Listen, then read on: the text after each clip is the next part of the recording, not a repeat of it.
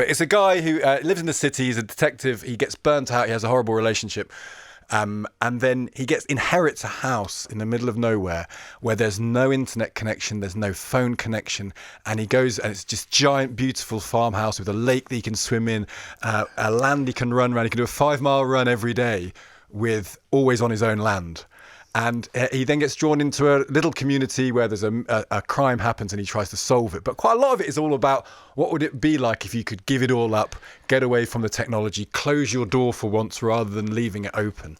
And that's the sort of heart of the novel. Yeah, or can you ever give it up? Yeah. That's the point, isn't it? I was always thinking about this because I'm 43. I was 43 this week. Happy birthday. Thank you very much. But I was basically exactly at the tipping point of technology. So when I was...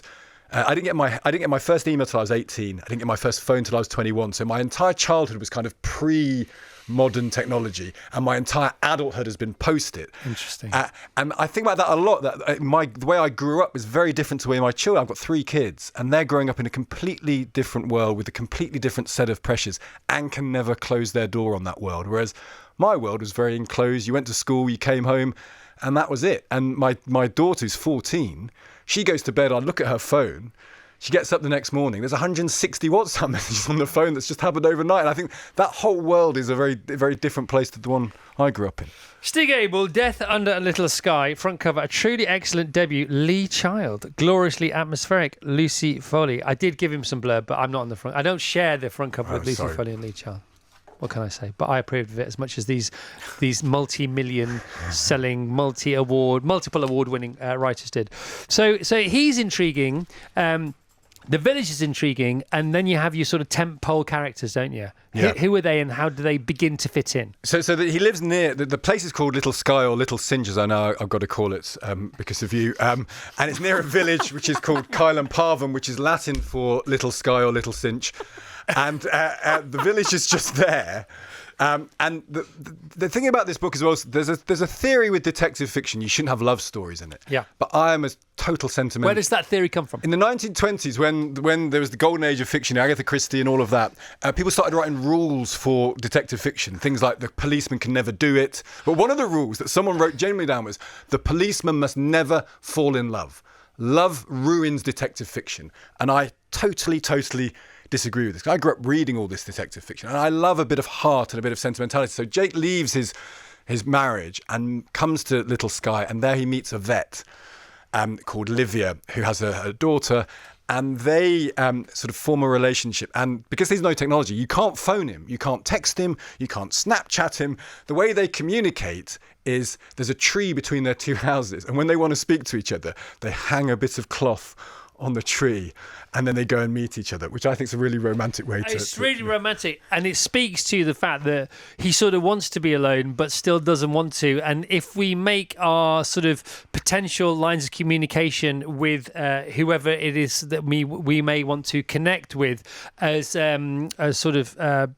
basic as possible, it almost excuses the fact that we actually do want to be with people. Yeah, and however lonely you think you can be. And this question of solitude versus loneliness, I wrote this when COVID was going on. And so this question of how close you are to people, the pain of proximity, but also the fact you need some sort of contact, was on my mind very much. And I also wrote it for my wife. So I wrote the whole thing before considering publishing it, just for the sort of joy of it, really.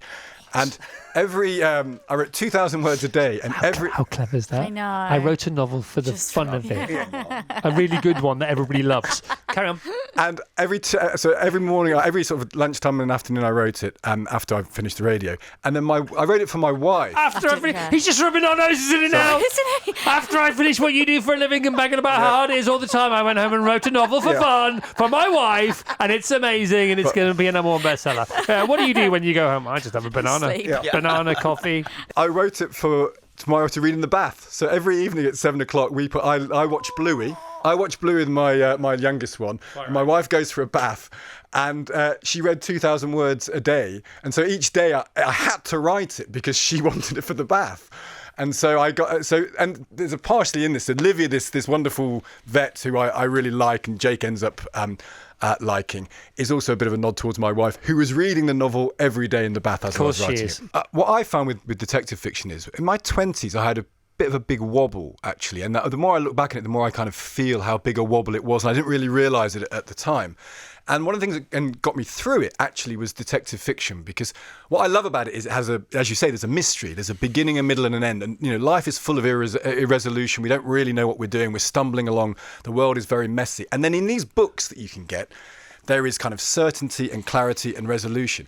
And as I was having this wobble where I'd wake up shaking and I couldn't really fix it. And the fear when you have and people who've had sort of mental unease in their life will recognise this. The big fear is that because it's happening in your brain, you want your brain to fix it, but your brain is part of the problem.